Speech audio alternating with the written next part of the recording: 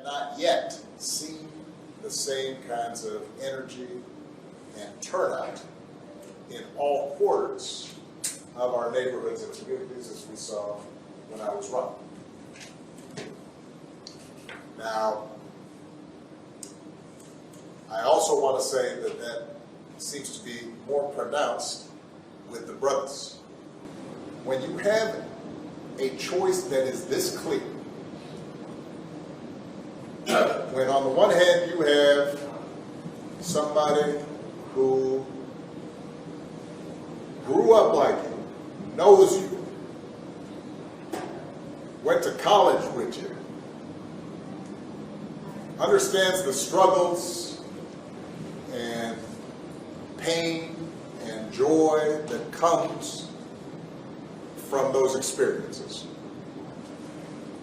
who's had to work harder and do more and overcome.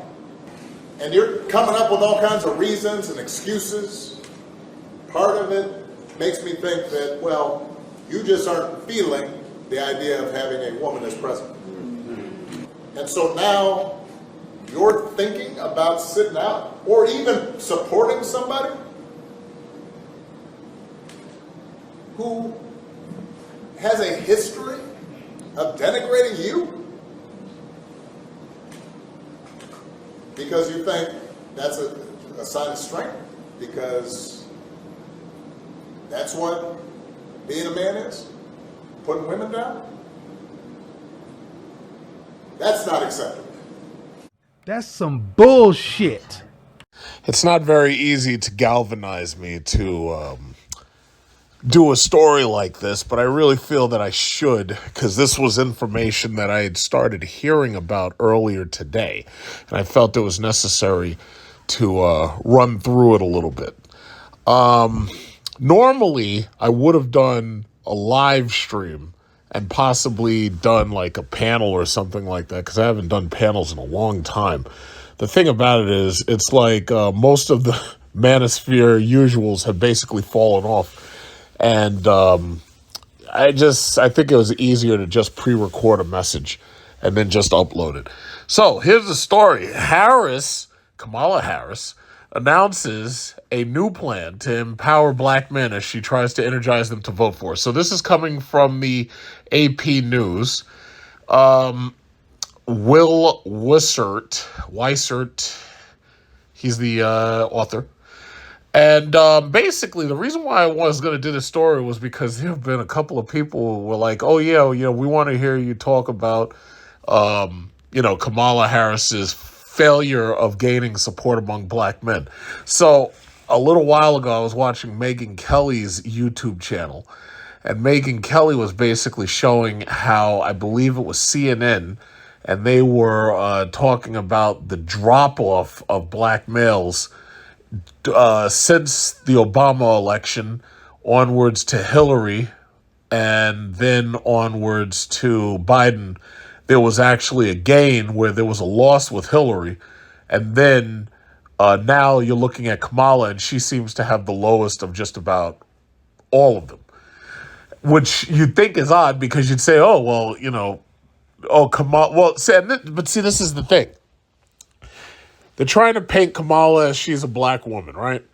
Now, I've been on the Manosphere channels, all the Kevin Samuels offshoots and aftermaths, long enough to know exactly how these people speak and think when they're on these panels. And the first thing somebody's going to point out is, well, first of all, she's not even married to a black man. Same goes for Ketanji Brown.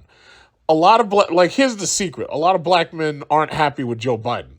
Now, there were a lot of old heads, boomers, Generation Xers. They supported Biden. I'm going to tell you right now, you can see with the numbers, and this is not my numbers, this is CNN's poll numbers. You can see the fall off between Obama and Biden. You can see the fall off. You can see the fall off from Obama to Hillary to Biden. You can see it. And the simple fact is, millennials like me, because I'm a millennial, I'm not a boomer, we were not really enthusiastic about Joe Biden. In fact, they were actually surprised to see that Trump got as many black male supporters as he did. And I'm willing to bet the majority of them were probably millennials. They were probably a mixture of millennials and possibly some Gen Zers. No, I'm sorry, not Gen Zers, Gen Xers. Gen Xers came right before millennials. And the reality is they're trying to paint Kamala as a black woman. She's married to a white man. And then on top of that, she doesn't even have children by him. She doesn't have her own children. Now, I know a lot of people, oh, well, you shouldn't worry about it. That's misogynist. First of all, let me just say this. We're sick and tired of the labels of being called misogynist and all that shit. J.D. Vance started this whole thing with the childless Catwoman comment. And the reality is, J.D. Vance hasn't said anything that Kevin Samuels wasn't saying. He really hasn't. So, what was Kevin Samuels' line? Buy a dog, die alone? Because he was basically saying the women devalued the men, and that's basically what it is. The women have devalued the men, and the Democratic Party ultimately became a matriarchy that all it does to gain votes is offer welfare checks, larger and larger welfare checks. So the reality is you have a lot of black men harboring nothing but anger towards black women, number one, and towards the Democrat Party, number two. So guess what? Kamala, you're going to catch a lot of that.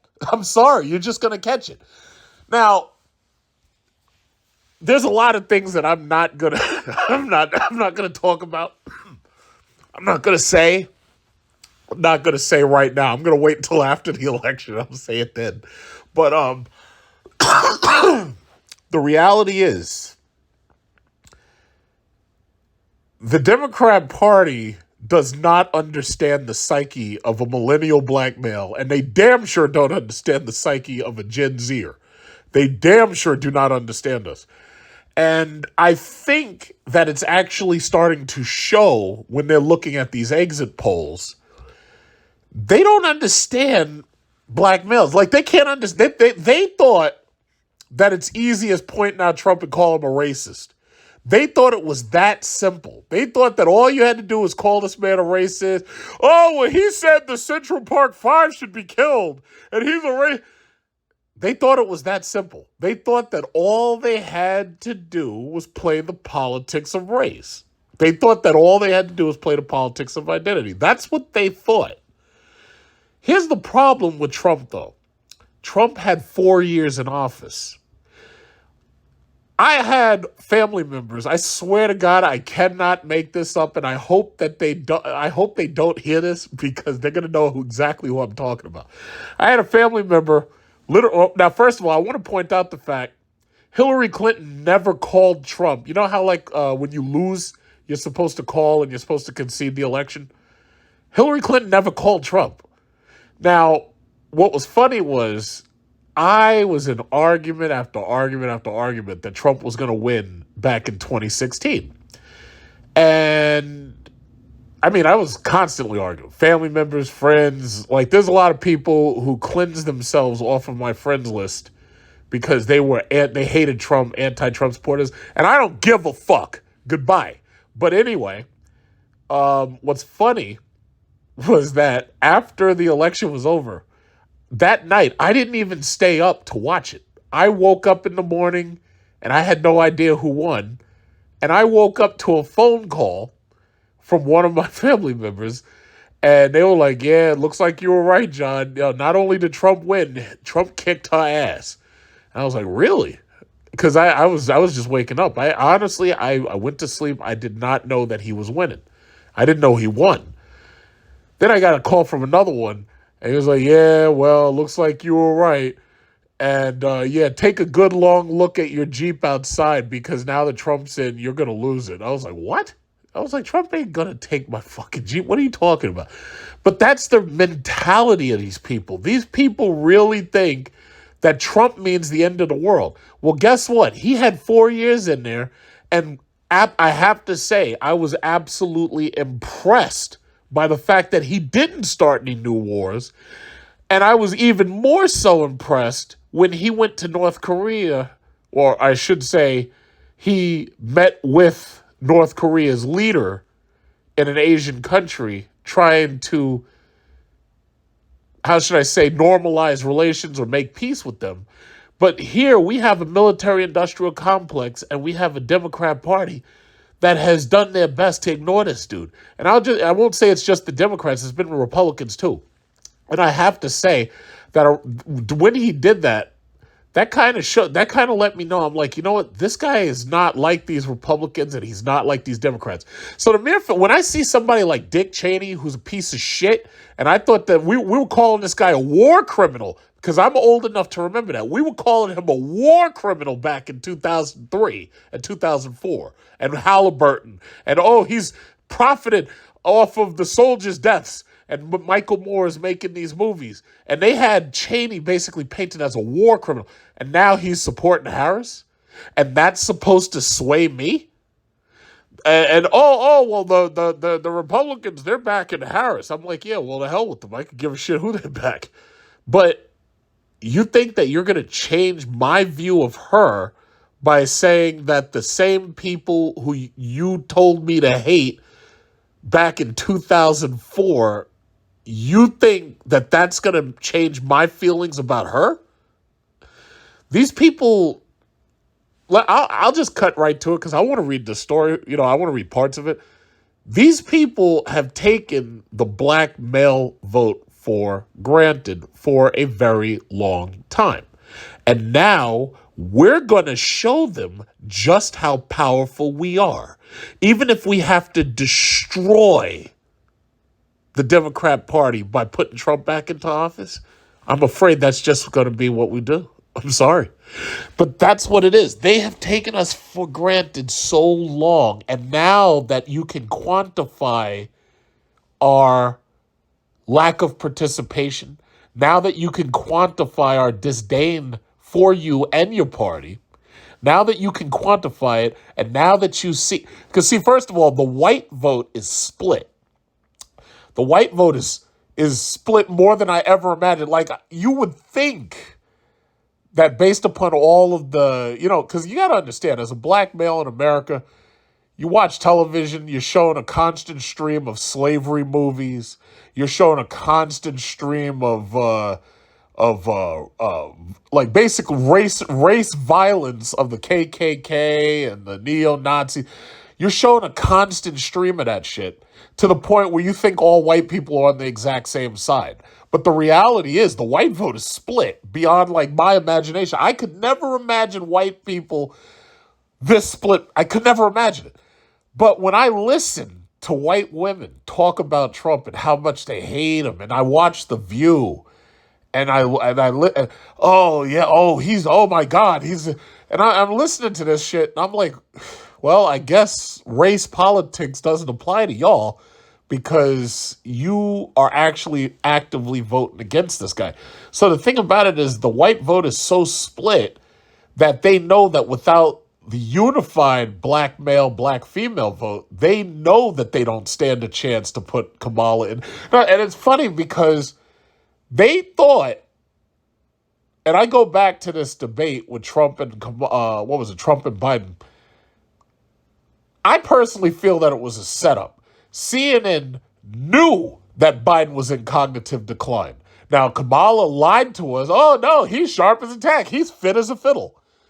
What was her name? John Pierre? Oh, no, he's sharp as a tack. He's sharper than he's ever been. The president is, oh, my goodness. He's doing fabulous. Everybody was on that MSNBC. Oh, no, he's sharp as a tack. No, you know who's crazy? Look at Trump. He doesn't know if he's debating Biden or Obama. I'm listening to this shit. I'm like, wait a minute. CNN didn't even wait until Trump and Biden had both received their nominations from their party and is having a debate this early?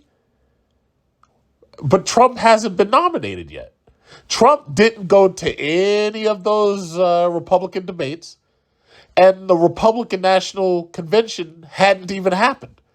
So how the hell are y'all having a debate with this guy? Now, we can assume that Biden was going to be the presumptive nominee. That can be assumed. But how the hell are you having a debate between Trump and the presumptive Democrat nominee when Trump hasn't even gotten the Republican nomination? It feels to me, and I can't prove it, it feels to me as if CNN set Biden up knowing that he was going to get fucked in that debate, because I knew it. Like, I have, again, I've got family members and I argue all the time. And I was like, you know what? If Trump gets on that stage with Biden, he's going to chew him up like a rag doll and he's going to spit him out. Oh, no, that's not going to happen. Biden's going to kick Trump's ass. Biden's going to destroy him. Trump's so crazy, he doesn't even know who he's arguing against. He thinks he's arguing against Obama. Because that's that bullshit that MSNBC started, where they were like, oh, when Trump said something about, oh, yeah, I don't know who I'm debating. And then they kept going with it. And I'm like, wait a minute. He didn't say that because he didn't know who he's debating. He said that sarcastically because Obama's finger is still on the scale, just like it is now. Obama's out there chiding black men.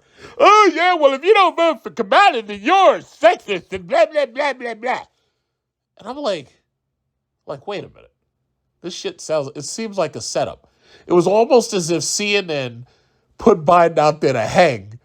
And then when Trump ate him up, okay, now everybody's on the same page. We all saw the exact same thing at the exact same time. We all saw Biden get eaten up by Trump. We saw that poor old man is in cognitive decline. They can't lie about it anymore. They can't hide it anymore. So we've got to hurry up and install Kamala on the Iron Throne. We got to get her on there as quickly as we have to flip this seat. We have to make a coup d'etat on Biden. And that's what they did. So it seems like Princess Kamala, they're waiting to install this woman. That's what it seems like to me. It feels just like a setup. Now, I can't prove it. And I know somebody will be like, oh, yeah, well, you should have a tinfoil hat. Or you should go back to the X-Files.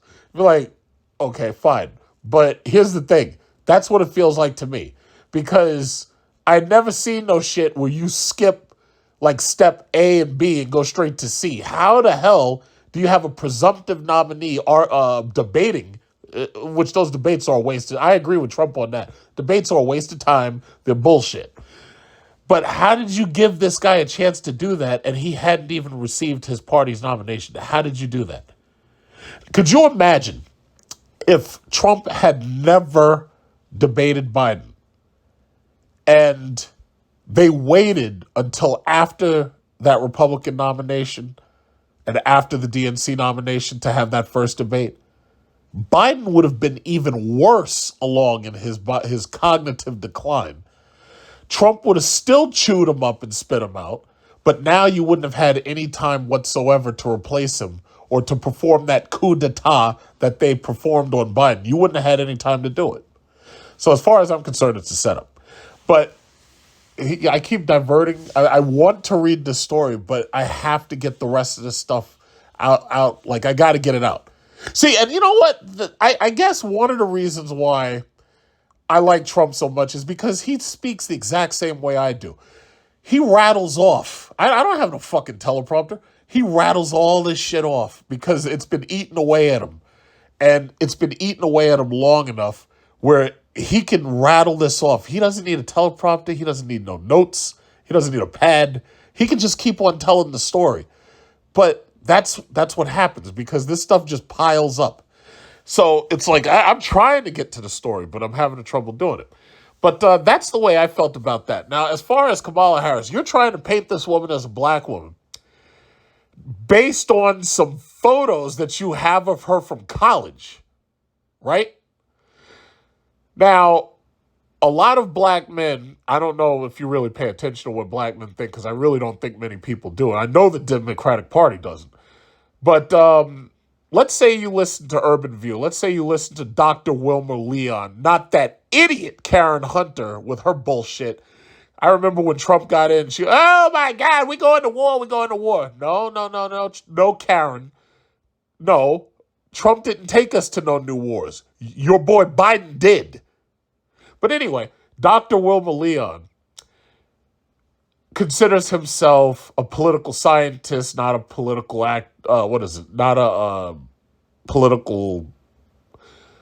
I guess it was he. It's not a political activist. He considers himself a political scientist, right? So he was criticizing Obama most of the time because Obama had no policies specifically for the black community.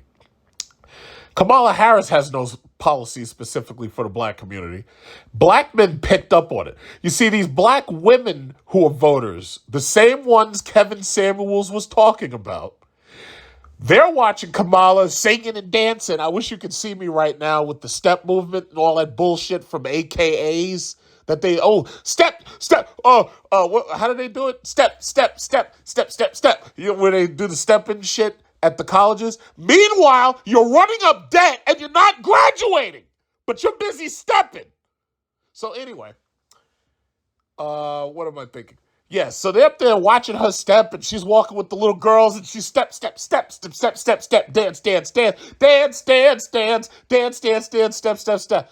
And I'm like, wait a minute, you're trying to pass her off on me based on that shit? I'm like, nah, I'm sorry. Where's her policies? And that's the problem. When they analyze her, what happens to, say, Dr. Wilma Leon? He comes on Urban View Saturday. Now, this is a black PhD, considers himself a political scientist. He comes on 11 o'clock, Urban View. It's a channel on Sirius XM, right? So anyway, he criticized Obama for not having any policies for the black community. He criticized Kamala for not enunciating any policies for the black community. I believe her exact words when they first got in there back in 2020. She said she doesn't stand for any substantiative change for the black community. Like, she had no policy, basically. Tulsi Gabbard called her out during that DNC convention when they were having, like, the debates and all that. Tulsi Gabbard was calling her out and basically saying, it's like, yeah, well, when are you going to apologize to all these black people you locked up? You can say a lot of bad things about Trump, but I have to say, as far as I know, Trump hasn't put any black people in jail. Kamala has. So you have to explain to me, well, why did you feel that was necessary? But Tulsi Gabbard called her whole card. Tulsi Gabbard came out, oh, yeah, well, you know, you should apologize to all those black families. You locking up their parents, basically. That's, I mean, you know, you can't quote me, but that's kind of what she was saying. Like, we have the clips. And I'm not going to play any of them because I just got rid of a copyright strike somebody hit on me.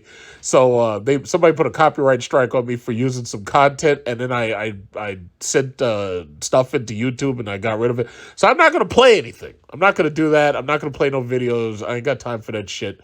Because YouTube, it's like, the copyright thing's up the ass. It's a pain in the ass. It really is. So anyway, no substantive change for the black community, right? So now here we are in the 11th hour. So now she feels that now she has to come out and finally start talking to black men because now they see that a lot of black men ain't coming out for her. And I say ain't. Now, I'm a well-educated black male, but I like using those words. I just love it. They're saying that black men ain't coming out for her. They're saying that she's losing support among, I believe it's millennial and Gen Z black males. I don't know about the Gen Xers, but we'll find out later in the exit polls, I suppose. So now, in the 11th hour, she feels that she has to come out and she has to enunciate her plans for black males. So it says, Harris announces a new plan to empower black men as she tries to energize them to vote for her. Well, first of all, Harris, I'm sorry. It's like you can promise whatever you want to promise. I'm sorry. My vote's already taken. Sorry. But anyway, let's see. It says, Vice President Kamala Harris announced a plan on Monday to give black men more economic opportunities and other chances to thrive as she works to energize a key voting bloc that has Democrats concerned about the lack of enthusiasm. Harris's plan includes providing forgivable business loans for black entrepreneurs, creating more apprenticeships, and studying sickle cell. I have no idea how that got in there.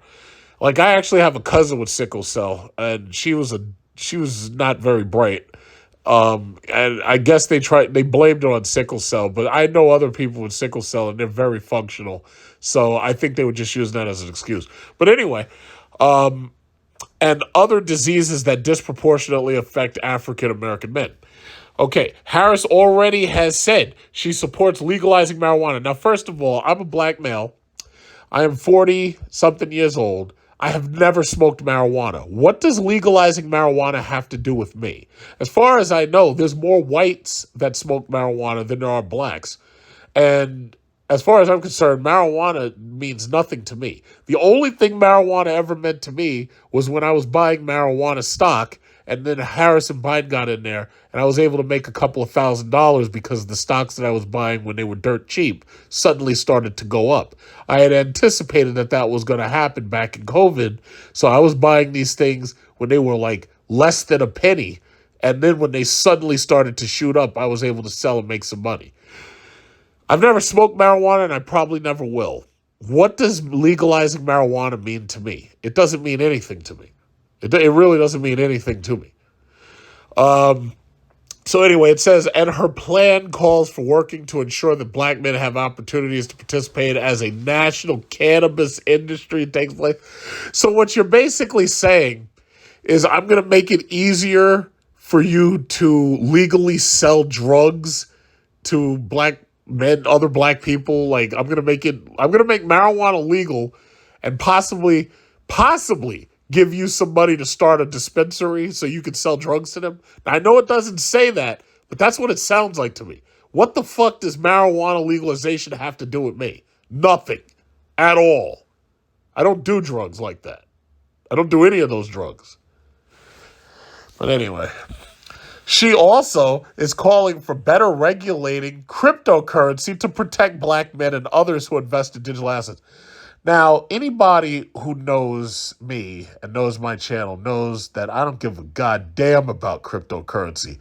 You know I consider cryptocurrency to be a massive Ponzi scheme. You know that I consider cryptocurrency to be a scam. You know that I consider cryptocurrency to be total fraud.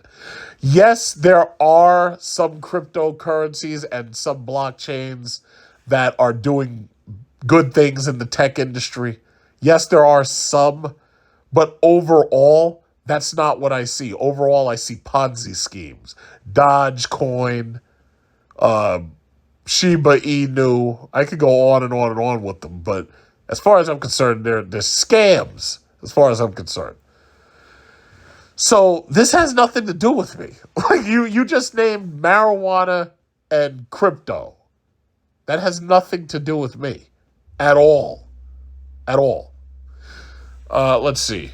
The vice president opportunity agenda for black men is meant to invigorate African American males at a moment when there are fears some may sit out the election rather than vote for Harris or her opponent. So what you're basically, now first of all, I'll say this. Anybody who doesn't want to vote during this election, I totally understand. You have the ability to vote, but you also have the ability to not vote. It's like you have the right to remain silent. If you don't want to vote because you can't stand either of these people, if you don't like Trump and you don't like Harris, that's on you. That's your choice. If you really want to sit it out, I ain't got no problem with that because I totally understand the conundrum. I mean, some of you have been programmed to hate Trump, and now you're given a candidate that you don't like, and you're supposed to just blindly support. No, I totally understand. Some people don't want to just hold their nose and vote. Some people don't want to do that. That whole shit about voting for the lesser of two evils. Well, some people would argue that voting for the lesser of two evils is still evil. Other people, like me, I would argue that I don't drink Diet Coke. If you're going to give me Coke, I want the real Coke. I don't want the Diet Coke. If that's my choice, I'm going to, it's like Diet Sprite versus Sprite. Diet Sprite, it goes down like water. But when you get some nice cold Sprite or you get some nice cold real Coca-Cola in that red bottle, when that shit hits your tongue, that shit feels like a goddamn drug high. Like, and I don't do drugs, but it feels like I, you know, when I drink Coca-Cola, like I barely drink soda like that. Like whenever I drink soda, I drink the sugar-free sodas, which, you know, in most cases, some people argue those are bad for you. But when I do get a bottle of Coke, like if I get one of them 20-ounce bottles of Coke, or God forbid I have one of them 1-liter bottles, and I don't buy it, sometimes they just fall into my possession. Like sometimes I'll go to a party and then somebody will be like, oh man, we got this bottle of soda. You want to take this? And I'll just take it. But anyway, let me tell you something. I put that in my refrigerator, and sooner or later I go to that refrigerator. Maybe that day, maybe another day. And I'm standing there in front of that refrigerator, and I pull that Coke bottle out of that refrigerator. It's nice and cold, and I start drinking that shit. You remember in RoboCop 2 where they gave the big robot, RoboCop 2, they gave him that nuke, and he put that shit inside him, and he was like, and the fucking robot was high as fuck on drugs. That's how I feel. I don't know what they put in Coca-Cola. I don't know what they put in Sprite. But if you're going to give me Coke or Sprite, I'm not taking the Diet Coke. I'm not taking the Diet Sprite. I want the real thing, okay? Now, I know this diatribe may not make sense to most of you, but that's exactly what I'm talking about. So anyway, the vice president unveiled the plan as she visited Erie, Pennsylvania, which she's afraid she's going to lose Pennsylvania. Now, I'll be perfectly honest. When I saw all the shenanigans that went down during COVID, especially in Pennsylvania, I was shocked that Trump lost Pennsylvania. Something tells me Trump ain't going to lose Pennsylvania this time around. Inflation has hit a lot of these states pretty hard. New York, New Jersey, Pennsylvania, Connecticut, a lot of these states have been hit pretty hard by the Biden era inflation and the Biden era gas prices and this, that, and other. I don't think Trump's going to lose Pennsylvania. I think it was Pennsylvania's governor who was basically saying, he damn near act like he was conceding to Trump anyway. But we'll see, because the thing about it is, we have no idea how many people are going to show up to this election. We have no idea what the turnout rate's going to be. We have no idea what the exit polls are going to show. Bottom line is, let's just wait and see. So anyway, it keeps going. It says the business opened just 5 weeks ago. Is the project of Ishmael and Alana Trainer, a married couple of Erie natives who returned to their hometown after living for years in Arizona. Later, Harris held a campaign rally in the northwest Pennsylvania city where she pilloried Trump for suggesting in a weekend Fox News interview that the U.S. military may need to be deployed to quell an enemy from within if Election Day is disturbed by agitators. Well, first of all, there's a good possibility that no matter who wins, there could be some level of civil unrest. Because I guarantee you, if Trump wins, there's going to be a lot of people protesting and all that shit. And I guarantee you, if Hillary. I guarantee you, if Kamala wins, there may be some level of civil unrest. But you know what? That's the history of this country. This country was founded on civil unrest. But you know that it is what it is. And just so you know, I just went out and bought a whole new box of AR-15 rounds. So, what was it? 100 rounds? I think it was 150 rounds for $109. Now, I know you could probably get it cheaper down there in Pennsylvania. But anyway, I sat back and I opened the box, and they don't even put them in the little box. You know how they're supposed to put AR-15 rounds in those little boxes? They just dumped them all. This is Winchester. They just dumped all these rounds right in the box. So anyway, I counted them one by one to make sure it was actually 150. I ended up counting 151. So there's a very good chance that either I made a mistake or the absolute number of rounds was in there. It was 150.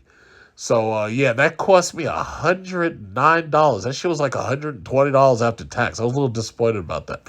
But anyway, her push comes after former President Barack Obama suggested last week that some black men aren't feeling the idea of having a woman as president. I'll tell you like this, just so, you know, nobody tries to label me a misogynist.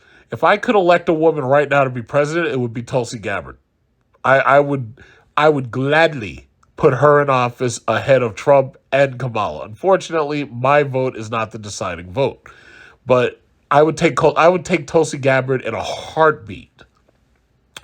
It's actually sad that Tulsi Gabbard didn't do better in the primary because as far as I remember, Tulsi and Kamala, both of them were equally not doing well.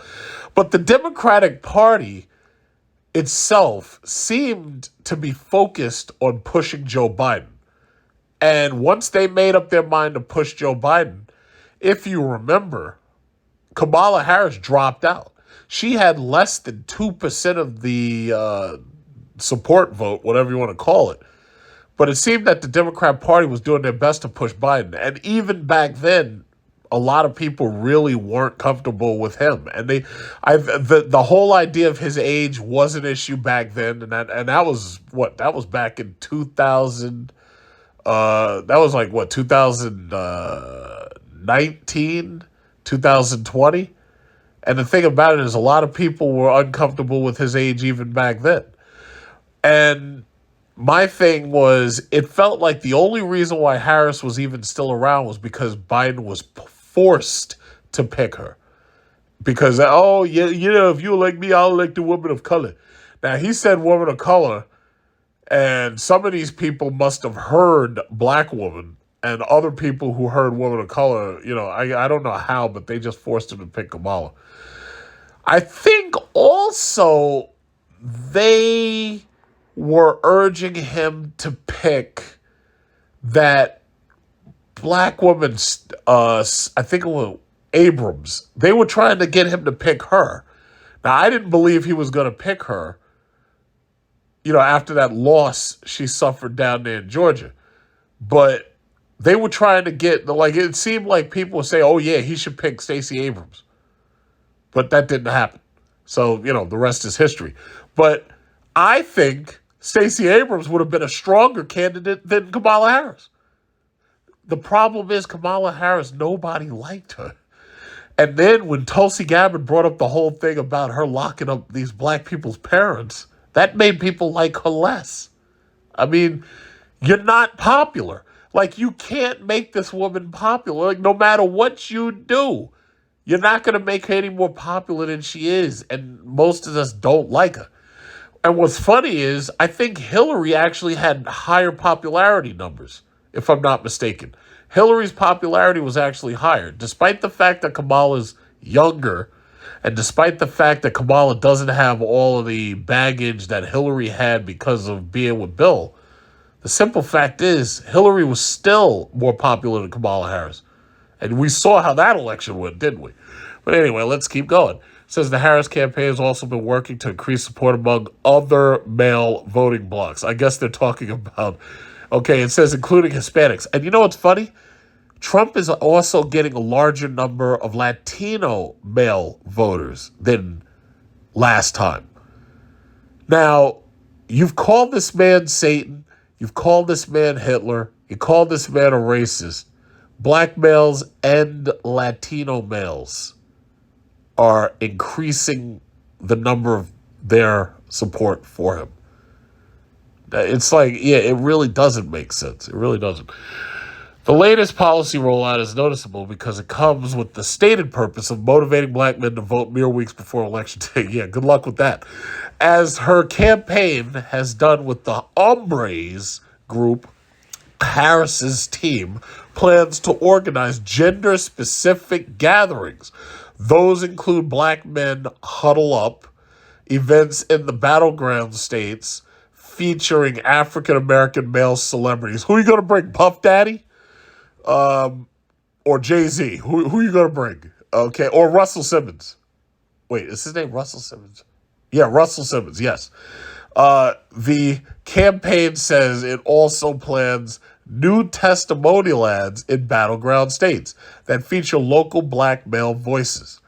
Cedric Richmond, I have no idea who that is, co-chair of the Harris campaign and a former Louisiana congressman who is black, said Harris wants to build an economy where black men are equipped with the tools to thrive, to buy a home, provide for our families. What families?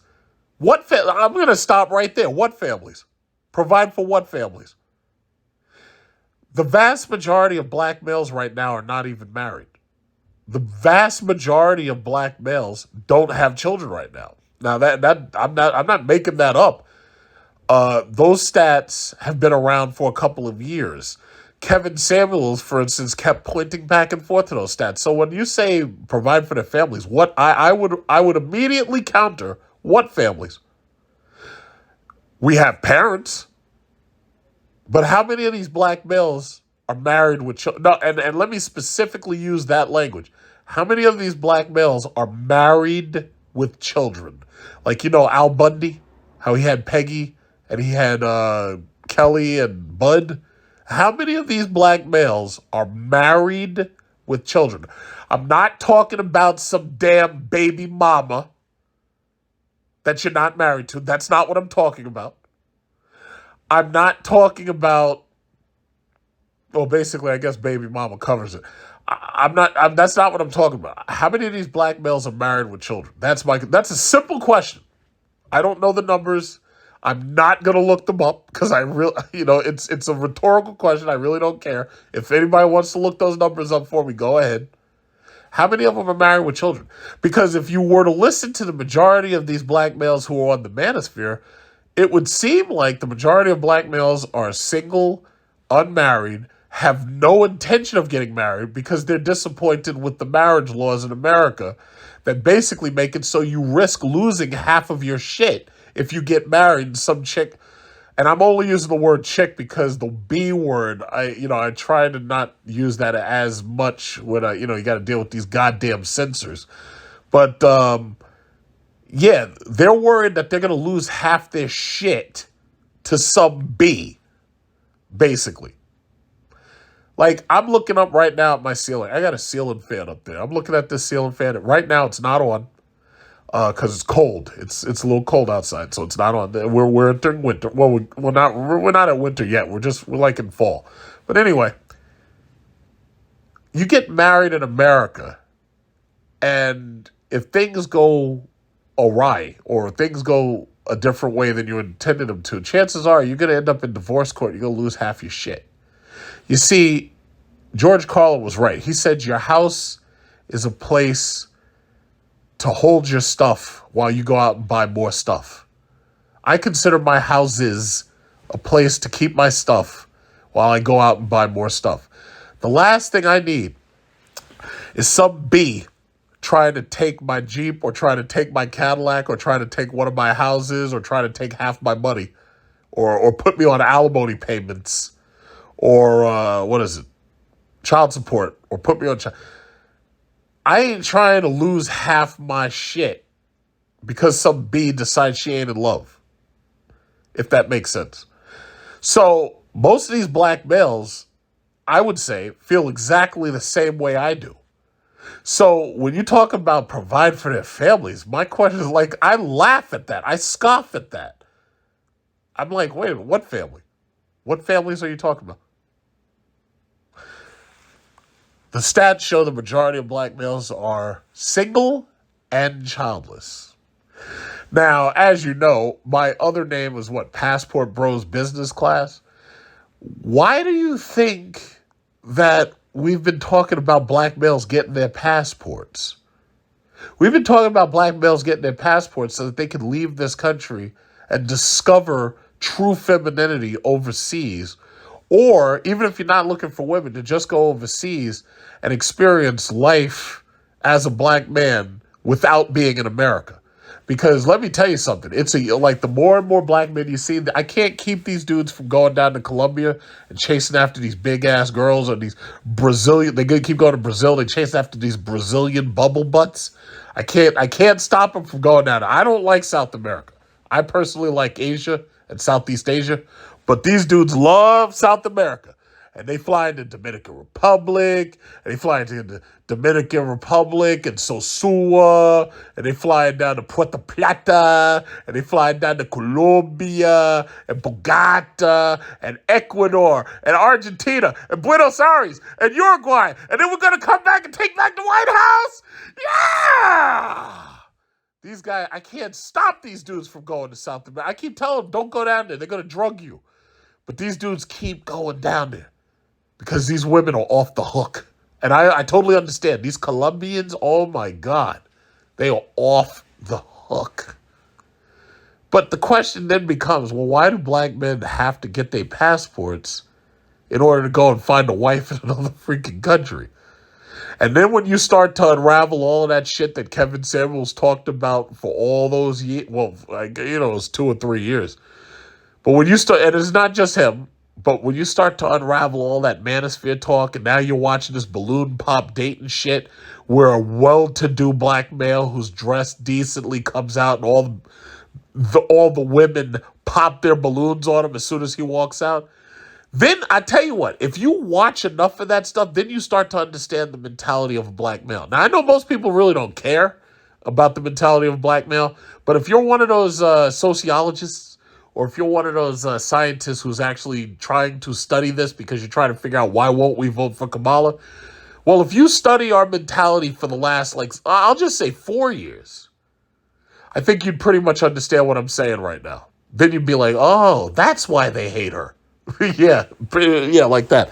So anyway, where are we? Black Americans strongly supported Joe Biden. No, we didn't. No, we didn't.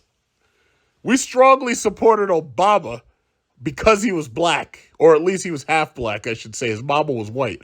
But black Americans strongly supported Joe Biden. Now, by the way, this is the same guy who came out and said, if you don't vote for me, you ain't black. Now, this is the same guy who did that. Anyway, it says when he beat Trump in 2020. Harris advisors say they are less worried about losing large percentages of black male support to the former president than that some will choose not to turn out at all. I agree with that. A lot of black males, they don't give a shit about this election at all. Now, some of them are pro-Trump. Some of them are fervent Trump supporters. Some of them are avid Trump supporters. They will go out and vote for Trump. But you know what? That just tells you real quickly, there's a huge difference between Trump and Harris. Trump, regardless how you feel about him, he speaks so dumb. He speaks like he's in third grade, blah, blah, blah. He's leading a movement. And his movement is Make America Great Again. He's leading a movement. Could somebody please tell me what is Kamala Harris leading? Kamala Harris is not leading anything. She's not leading a movement. She's not leading anything. She hides herself for the last 3 years. Hides herself. My question is, what have you been doing for the last 3 years? You're telling me you're not in control of the border, which when you get on there and you say, I have a message to the people about to come to America. Don't come. Don't come. Now, you're telling me that you're not the border czar, but I see you up there telling them, don't come. Don't come. So what have you been doing for the last 3 years? That's what I can't understand. What have you been doing Was there anybody on the vice president's staff saying, Kamala, maybe what we should do is we should get you some lessons so that you can sound more presidential? I guess not. But that's my question. What have you been doing for the last 3 years? What have you been doing? If you haven't been the border czar, what have you been doing? I don't know. I really don't know. So she's not a leader. As far as I'm concerned, Kamala Harris is like the Democrat version of Sarah Palin. Now, Sarah Palin, regardless, I know she had that annoying voice. And I understand that she was basically a caricature because of her voice. If she sounded more like Tulsi Gabbard, Sarah Palin might have done a little bit better. But the Republicans were never going to win in 2008, thanks to, Bush's economy collapsing.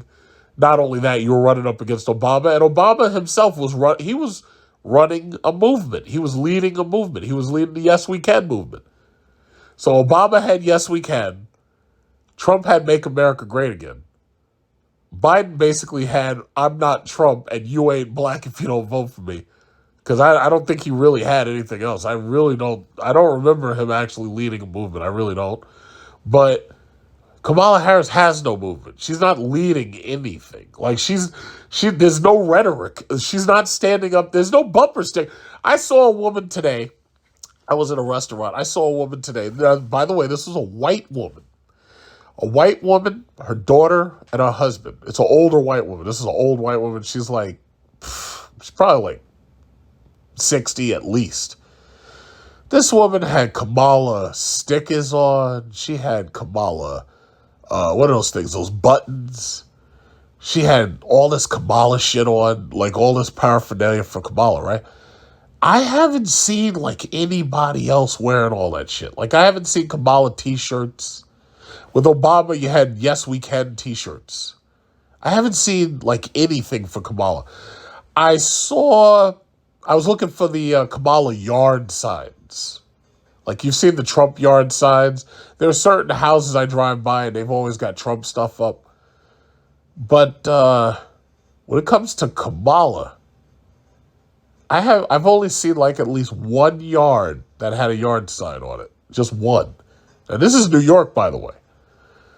I've only seen like one. Meanwhile, the Trump trucks, they got the Trump flags, they got the USA flag, they got the Trump flag, and they drive it up and down Sunrise, Meadowbrook Parkway. I can clearly see excited, avid Trump supporters. I can clearly see that. I don't see that for Harris. I don't see it. They show it on television, but I don't see it in real life. I've seen very few Kamala bumper stickers. Like, I think I might have seen one recently. But I see very, very little active support for Kamala Harris. Now, a lot of these people will say, oh, yeah, I'm going to vote for her. And some of them I do believe. But I don't see any active support for Kamala Harris. I really don't see it, and I don't feel it. I think I actually felt a little bit more support for Hillary Clinton with the I'm with her nonsense, with the I'm with the H, with the arrow pointing at the H and all that bullshit. But I don't feel that for Kamala Harris. So let me keep going because I almost finished. It says Trump, too, has stepped up efforts to win over Black and Hispanic voters of both genders. He has held roundtables with Black entrepreneurs in swing states and will sit for a town hall sponsored by Spanish Language Univision this week. That's incredible. I'm really surprised.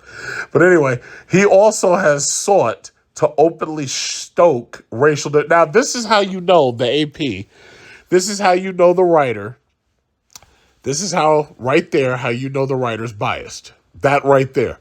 Because it was unnecessary for you to put that in. You start off the paragraph talking about how he's trying to win over Black and Hispanic voters. Then you start talking about him stoking racial division because you're probably going to point at him saying that the Haitians are eating the ducks and the birds and the geese and the cats and the dogs and all that.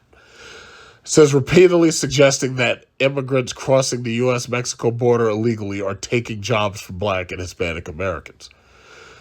And truth be told, if, let's say you were one of these political scientists who actually cared, and you asked a Black person how they felt about what Trump said in this case, most of them, I guarantee, would actually agree with Trump.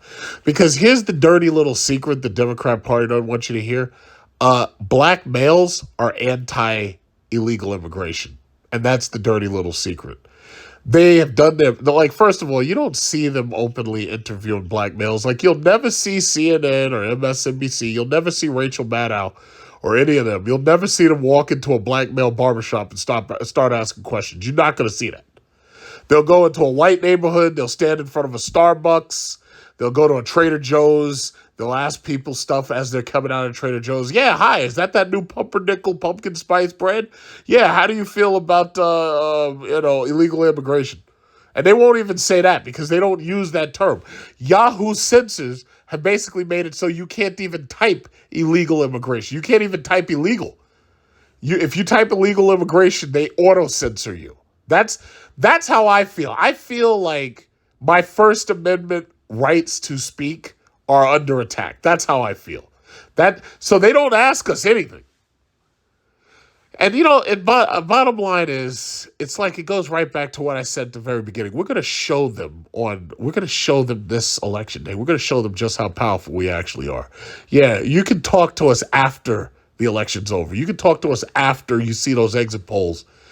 Because the way I see it, they're going to blame us. They're going to blame black males when Kamala loses. That's the way I see it. Now, I could very well be wrong. The skies could change color, and everybody suddenly shows up and votes Kamala. That could happen, but it could happen. I could very well be wrong. But one thing I do know is if Kamala loses on election day, they're going to turn right around and blame us. They're going to point their finger. They go, oh, yeah, well, these black males came out. They were questioning her. And, listen, I could take that blame. Fuck, I care. I could take that blame. I'd be like, yeah, I showed up and voted for Trump. It's like, yeah, I'll take the blame. I'll take it. So anyway, where is it?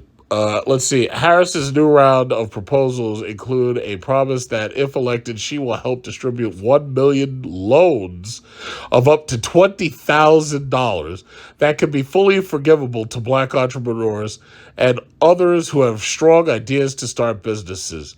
The loans would come via new partnerships between the Small Business Administration and community leaders and banks with a proven commitment to their communities, her campaign says.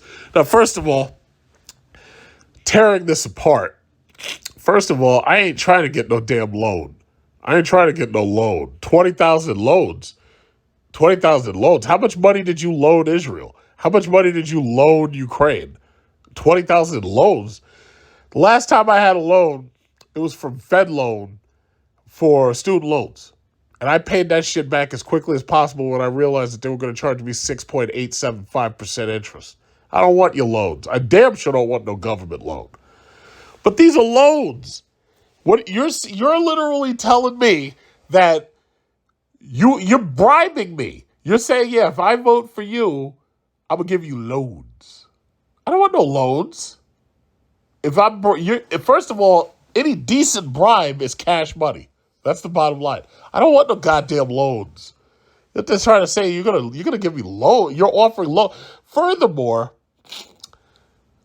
I think most black entrepreneurs, or black men specifically, can tell you how difficult it's been for them to get loans. And I will be perfectly honest, most of their business ideas are not the greatest. They're just not. When black women go into these small business places and try to get loans, it's usually to do hair. It's usually to be like a hair shop or something. Or they want to open up a beauty salon, or they want to open up some type of small franchise or something like that.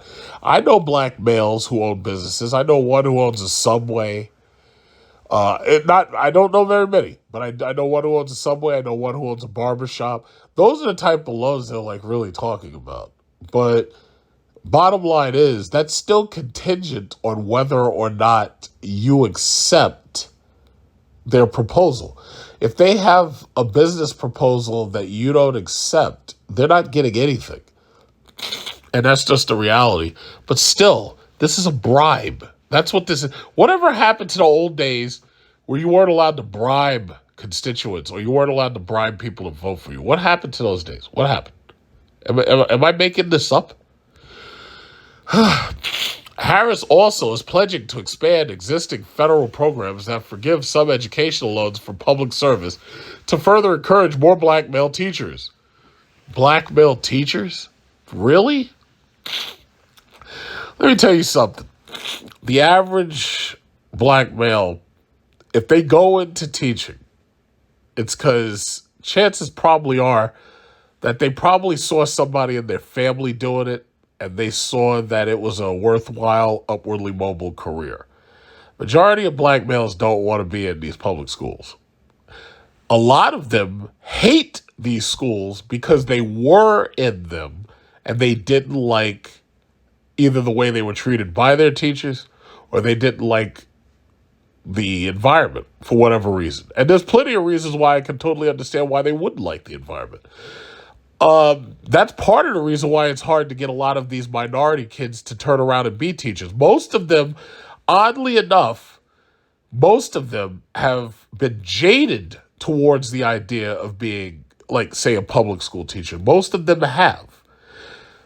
In some cases, they're jaded towards that profession by their own teachers, who in many cases are white teachers who live in suburbs who come and commute to the hood. We'll just call it the hood. And basically, in many ways, discourage them from wanting to be a teacher.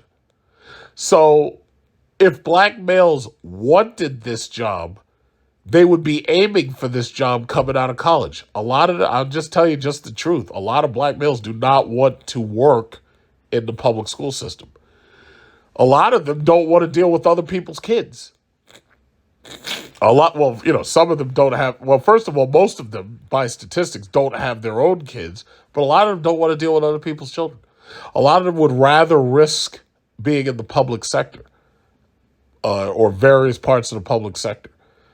So, listen, if they were really trying to get black males to be teachers, then in the public schools, they would be targeting black males and say, hey, listen, you're really good at math.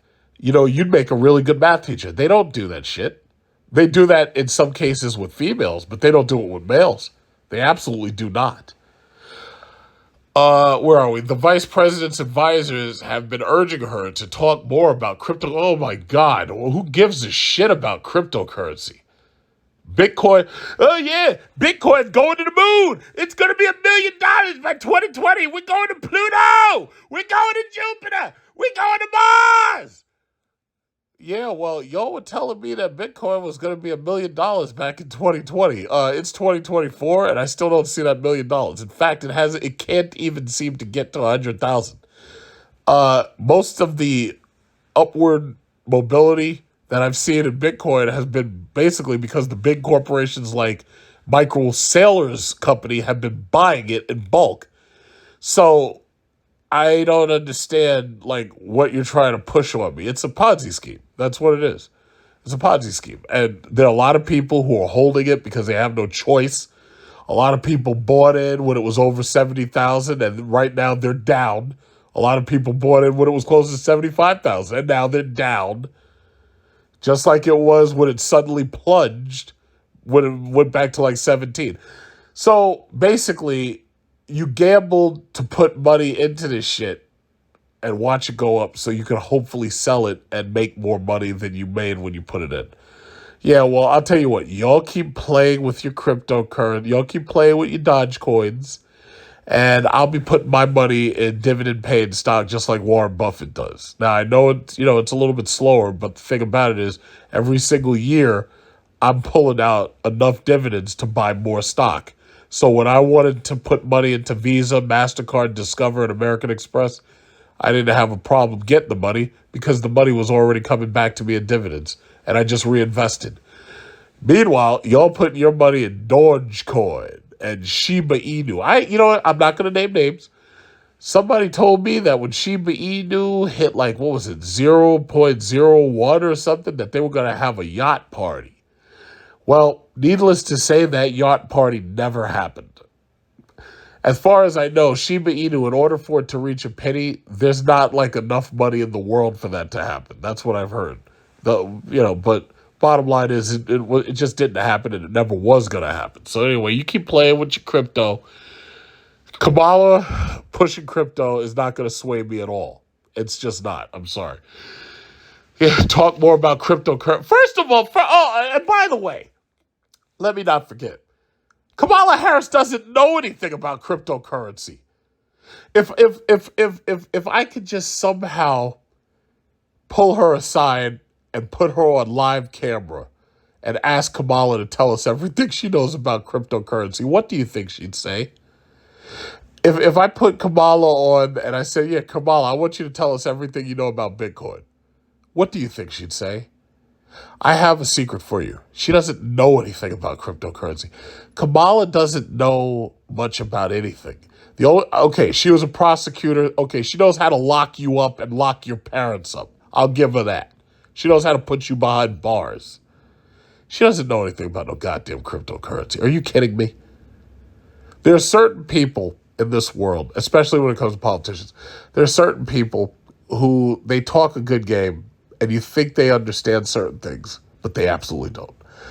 Kamala knows nothing about cryptocurrency, okay? Ask Kamala, yeah, if you were going to mine cryptocurrency, how would you do it? And I swear to God, that would be the funniest goddamn response ever in the history of life. She doesn't know anything about any of this stuff. If she were to say something about it, it would probably be to the effect that she thinks it's for money laundering, and therefore we need to put an end to it. But other than that, you know she doesn't know anything about this stuff. Ask Kamala to tell you the difference between Bitcoin and Ethereum.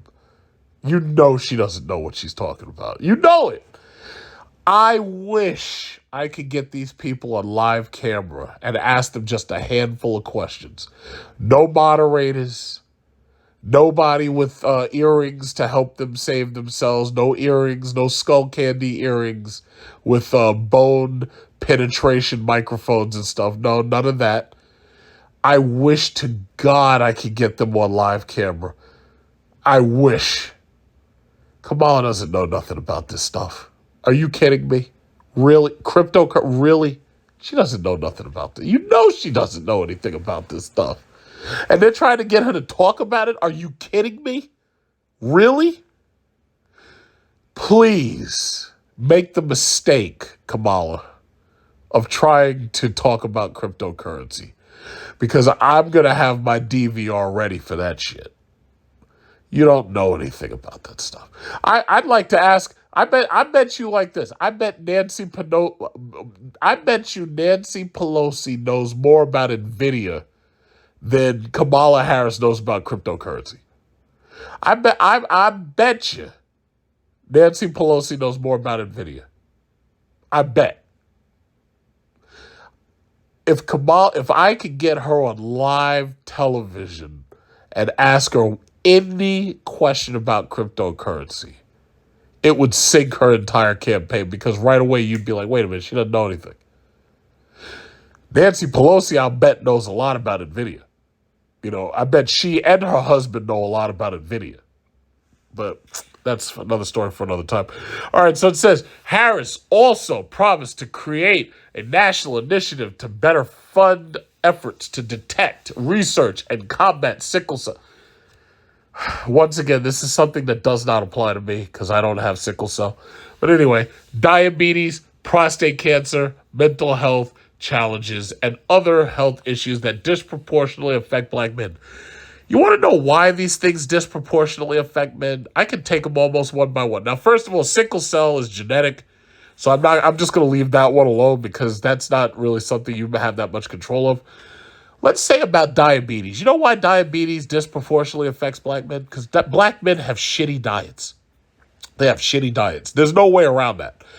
First of all, I want you to go to a black neighborhood, and I want you to look at these corner stores, and I want you to see the stuff that all these foreigners who have these stores are selling in the black neighborhoods. I want you to see the junk food, the Little Debbie, the Twinkies. Well, it's not really Twinkies, but it's like Little Debbie and all this cheap ass garbage, sugar rich shit that's being sold in the black neighborhood.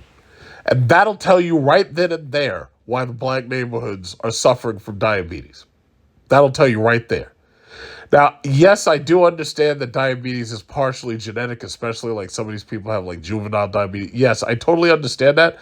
But when it comes to the obesity, when it comes to eating things that are causing obesity and causing high glucose levels, first of all, we got shitty diets.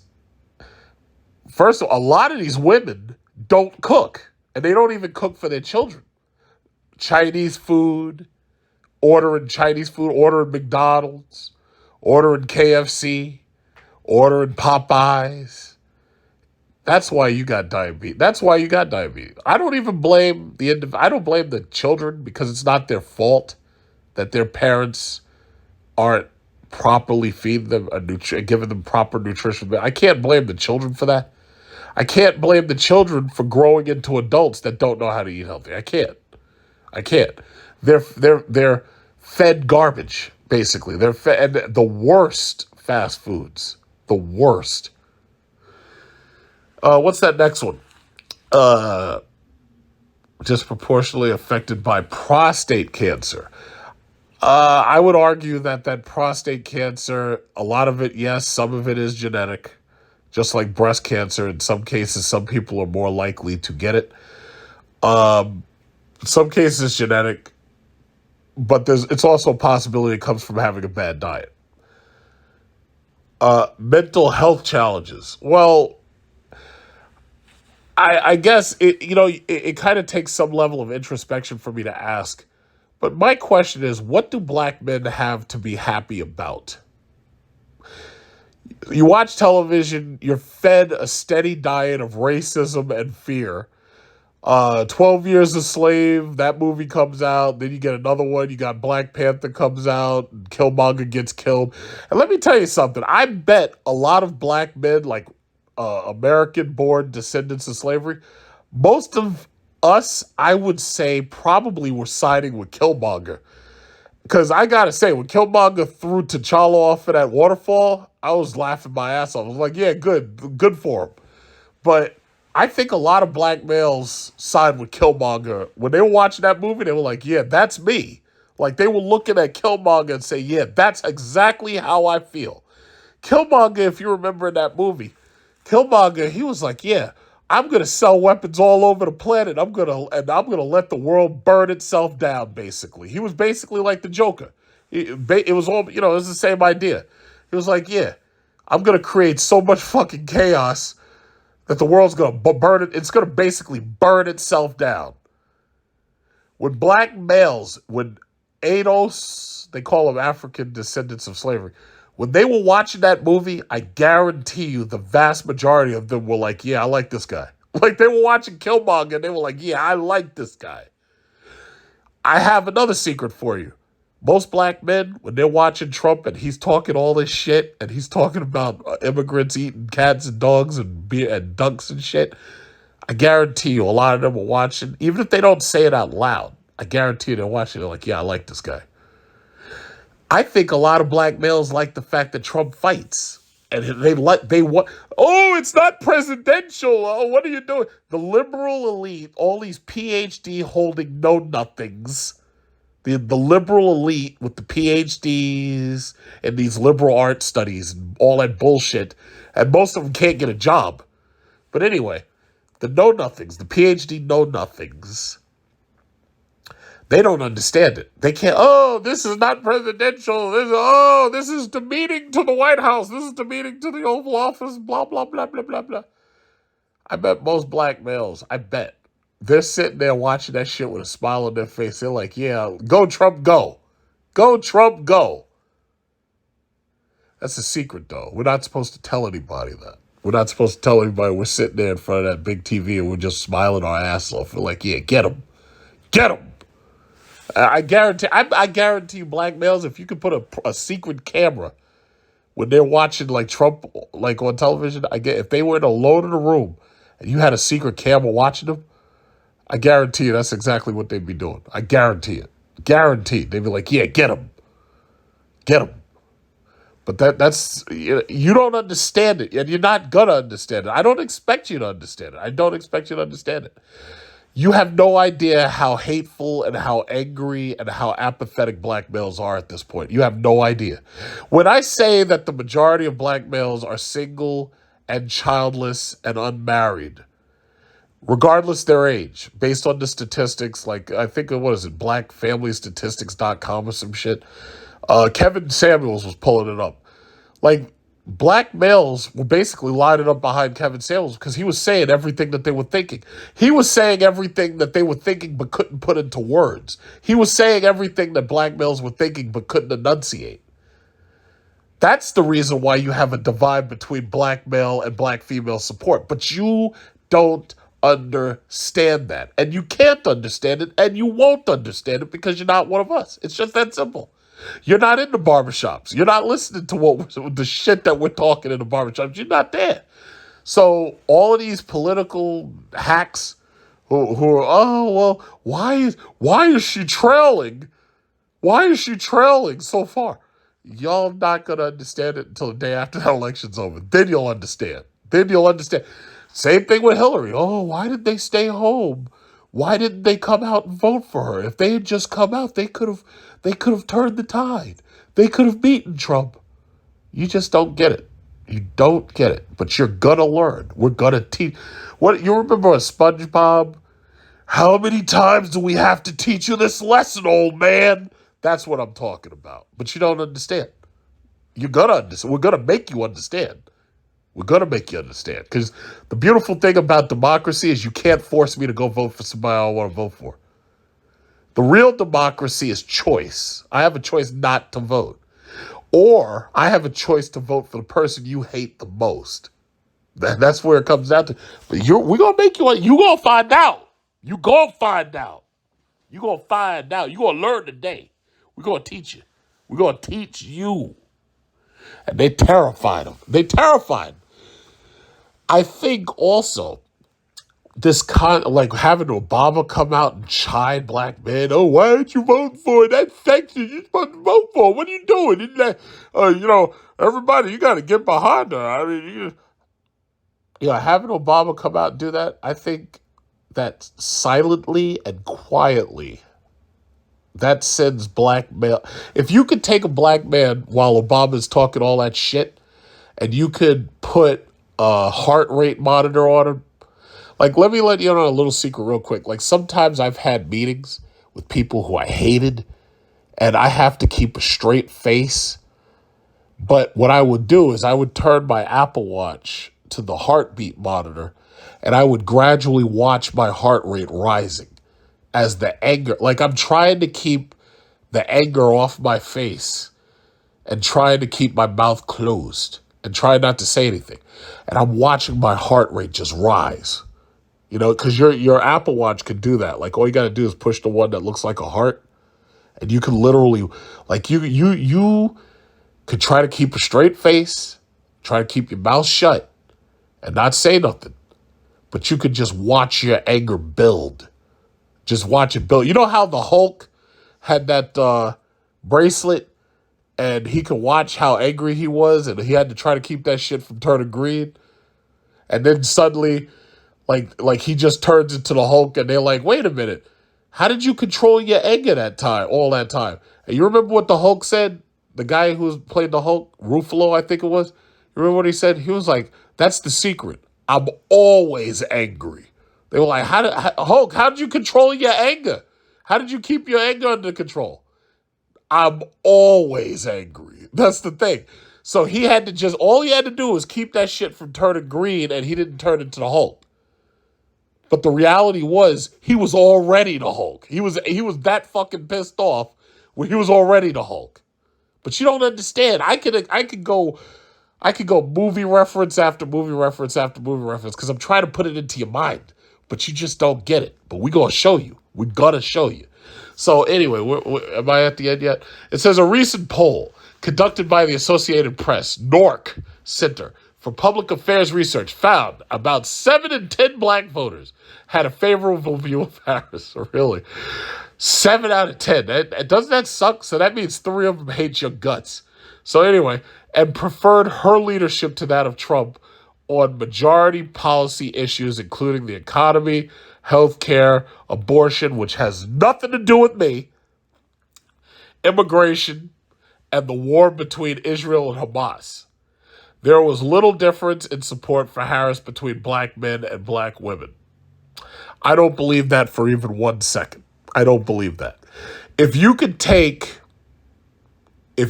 Well, first of all, these people who got polled, I know I wasn't one of them, but there is definitely, obviously, there's a difference in the support. There's obviously a difference. The mere fact that they have to write these articles, the mere fact that Obama has to come out there, we used to be voting for it, don't be affected, don't be a misogynist. The mere fact they got to send him out there. The mere fact that CNN itself is terrified and they're showing the numbers and they're scared.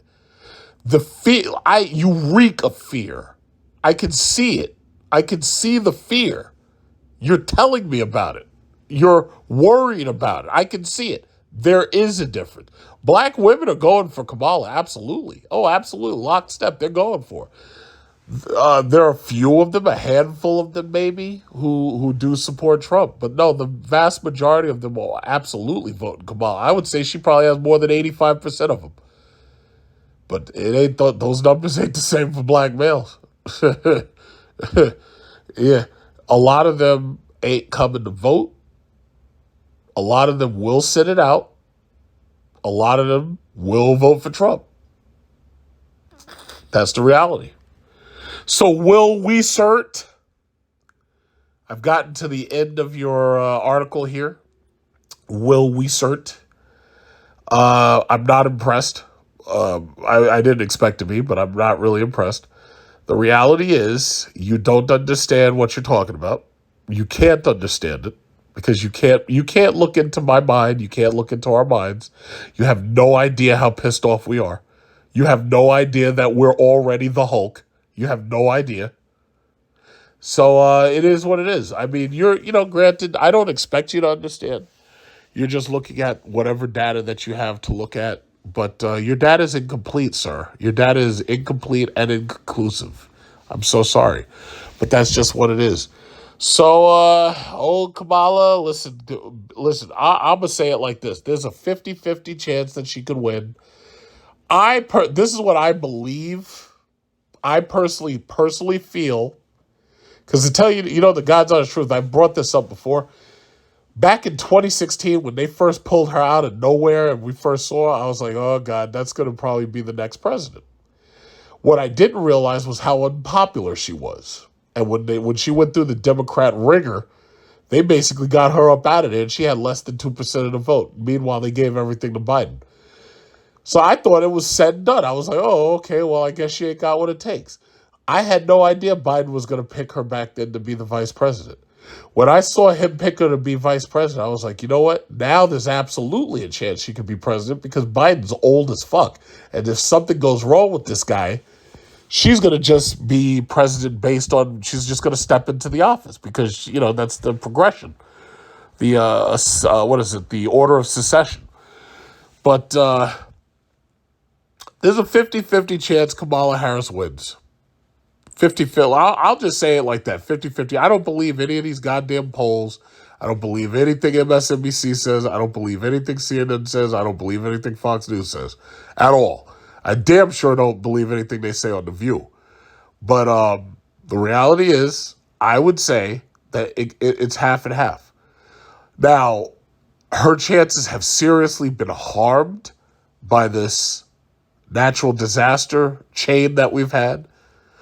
Her chances are also going to be hurt by the labor unions, especially now that Stellantis is folding. Stellantis is basically talking about firing everybody and putting them on permanent layoffs. I think her chances absolutely will be hurt by that too. To what extent, I don't know. I'm not into spitting numbers and all that shit. I'm not looking. I read the news and I assimilate. I'm not talking about all these freaking numbers and statistics and stuff like that. I think her chance is going to be hurt by the number of people who are going to stay home and not vote for her. I think her numbers are going to be hurt by the lukewarm support that she has. She's not leading a movement. Trump is. I think her numbers are going to be hurt by the fact that the Democrats don't have COVID-19 to hide behind this time. I forget how many people voted for Biden. I think it was like 80 or 81 or 84 million or something that they claim he won that many people. I don't think the numbers are going to be that high for her this time. I really don't. Now, she could surprise me and show me higher numbers, but I don't think that's going to happen. If you look back in 2008, Obama beat McCain by about 10 million votes. Now, granted, the popular vote doesn't matter. It's all about the Electoral College. But when he ran against Romney in 2012, that number shrank from the 10 million votes, it shrank considerably. But when Hillary ran, and that should have been the canary in the coal mine, those numbers shrank even more. Hillary still did win the popular vote by close to 5 million or somewhere around 5 million. But she got blown out by the Electoral College because the reality is a lot of these counties all over America didn't want her. I personally think that that's exactly what's going to happen. And I could be wrong. I absolutely could be wrong. I just want everybody to understand. From the moment I saw Kamala Harris, I thought, yeah, she's going to be our next president. I had no idea she'd end up being vice president, and I had no idea Biden was going to live this long. But Kamala Harris could have been president any time during the last 3 years. All something had to do was Biden. All Biden had to do was have a stroke or a blood vessel burst in his brain or something like that, and she's in. She could have been president already. My thinking is, I personally think that Trump is going to win by the Electoral College. I think he's going to get more counties than her. I think he's going to get more electoral votes than her. And I think that's going to be how he wins. Now, I think she'll probably somehow edge out the popular vote. What is it? New York has like 28 electoral votes. California, I think it's like 54. But because we have such large populations, that's a lot of people. New York City is going to hand Kamala the electoral votes. New York City, because the rest of New York State does not want her. I'll say it just like that. Long Island and New York State does not want Kamala Harris. New York City wants Kamala Harris. New York City controls our state's electoral votes. As far as California, it's a similar situation in California.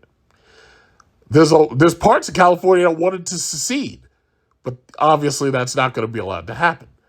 The vast majority of California, I believe, doesn't want Kamala Harris. I think the vast majority of California would actually rather vote for Trump. The problem is that those urban areas, they control the electoral votes. So, listen, I've come to terms with it. I'm a New Yorker. I've come to terms with it. New York City gets basically what it wants. Okay, so listen, if Kamala wins, she wins. I personally don't think that's going to happen, though. I don't think that's going to happen. I could be wrong. I'll accept it. I can totally be wrong. It's kind of scary when both of the possible people who you think are going to win end up neck and neck against each other, because now whoever wins, it's like my belief came true. It's just that now I can't personally say for 100% certain that one's going to beat the other. What I can say is that from the way it's looking, it looks like Trump's going to end up winning. If so, it is what it is. And everybody's just going to have to deal with it. Now, I know a lot of people are going to be upset. I know there's going to be some level of civil unrest. But if he wins, it is what it is. If she wins, his supporters are going to be they're going to be disappointed, but they're just going to have to accept it. So I'm totally okay with accepting, whatever the results are. I'm totally okay with it. But as this whole thing about all I can say is this: whoever wins, if Kamala does win, I'm just saying that it wasn't because I helped her. That's basically my main thing. She won with everybody else's help except mine. That's what I had to say. Until November, we got more questions. You got more questions, but I tell you, if you have a problem figuring out whether you're for me or Trump, and you ain't black. To be continued.